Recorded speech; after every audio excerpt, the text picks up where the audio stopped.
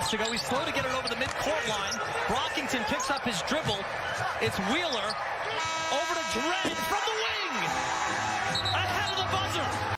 What's up, everyone? Welcome back to the channel. It's Austin Groff. Penn State with a big-time dub against VCU at the final score of 72-69.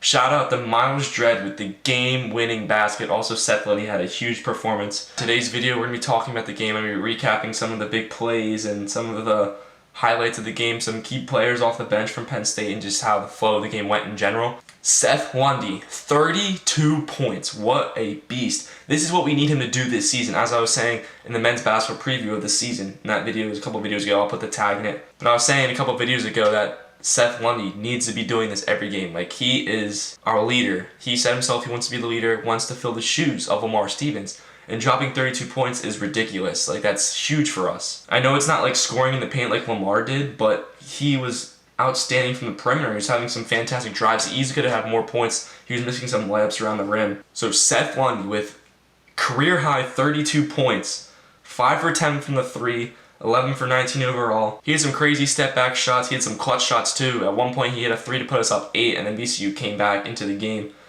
Overall, an outstanding performance from Seth Lundy. Like I said, he needs to be doing this every game if we want to compete in the Big Ten this year. Other than Seth Lundy, another big performance was from Sessoms off the bench. Like I said, you got to know his name, the transfer from Binghamton. I mentioned his name in the last video, but he came off the bench and had 17 points. He played a lot of minutes because Myles Dread got into foul trouble. He did have some sloppy turnovers near the end of the game. He drove right into traffic and VCU stole it, and he probably shouldn't have done that. Honestly, I probably would have given it to Seth Lundy or even Brockington or Myreon Jones. I feel like since they have more experience, that was kind of sloppy. Penn State should have won that easily without having to rely on a game-winning 3 if Sessoms took care of the ball there better. And also on the defensive side of the ball, when VCU drove and got that layup to tie it, I don't know why, but Lundy kind of hedged up when he shouldn't have and gave a wide-open driving lane to the VCU player, and then John did a terrible job of help defense, and the VCU player went right around him. But I think this was a big win. VCU is a young team, and they're talented. They had some big wins earlier this season. They beat Memphis. They had a close game against West Virginia.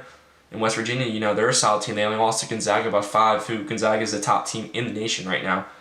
And they also dominated Utah State. Utah State is another solid team with a lot of good returning players. Yeah, we were up 8 with 3 minutes to go, so we honestly did a bad job of getting stops and just taking care of the possession and time and score on the offensive side of the ball.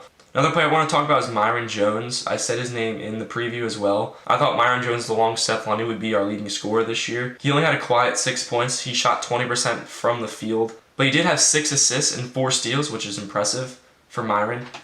I think John Harrar and the team collectively as a group rebounded better. It was nice to see John going after more rebounds this game and actually boxing out. Whereas against VMI, it almost seemed like he was going after the ball first rather than boxing out and then going after the ball.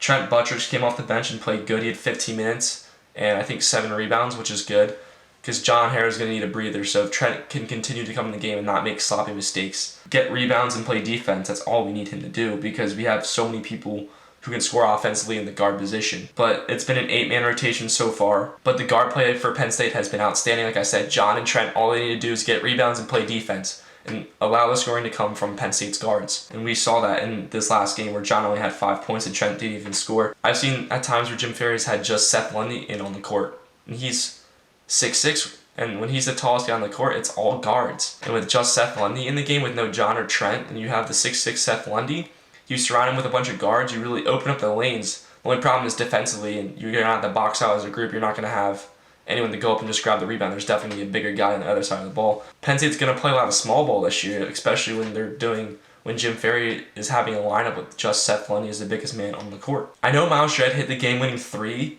but he struggled the entire game. That was his only bucket. He was 1 for 5 from the 3. He's only shooting 23% from the 3 in 2 games this season.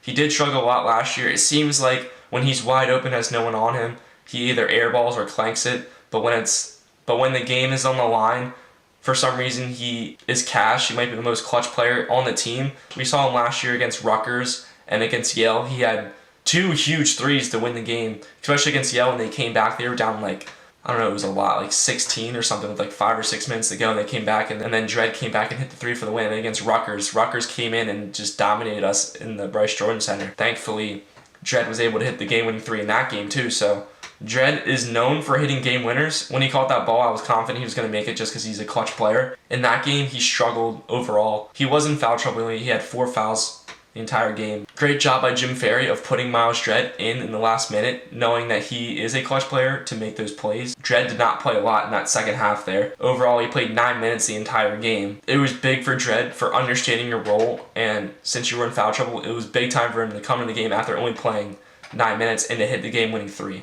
So overall, like I said, I think that was a big win for Penn State. We learned a lot from it for sure. We didn't have to win on a buzzer beater or a game winner. I think in the end, we need to do a better job of controlling the ball at the end of the game. Don't have sloppy turnovers. And then on defense, we need to stay focused. When we're up 8 points, we need to keep the foot on the gas. A good team like VCU can easily come back with 4 minutes to go when you're up 8. So this is a big learning piece for Penn State, but overall, solid win.